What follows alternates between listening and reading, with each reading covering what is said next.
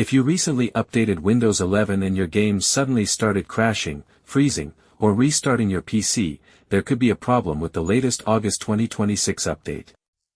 Microsoft released KB5121003 on August 11, but some users are reporting serious problems after installing it. Games including Arc Raiders and the Finals have reportedly started crashing, and the developer behind these games, Embark, has confirmed that a Windows update may be responsible.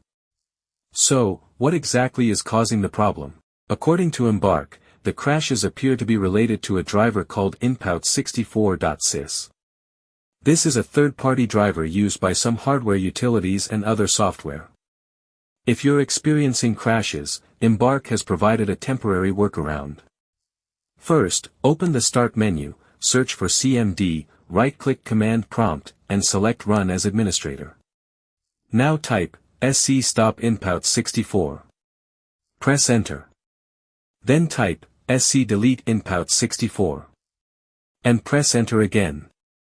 After that, open File Explorer and go to c/Windows/System32/drivers. Look for inpout64.sys and remove it, following the developer's workaround.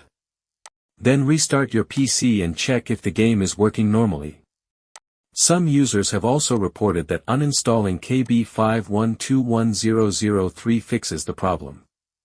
You can do this from Settings, Windows Update History, Uninstall Updates.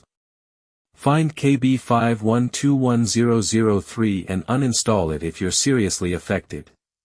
However, I don't recommend removing this security update unless you're actually experiencing problems, because it includes fixes for hundreds of security vulnerabilities. So, if your game started crashing immediately after the August 2026 Windows update, KB5121003 could be the reason.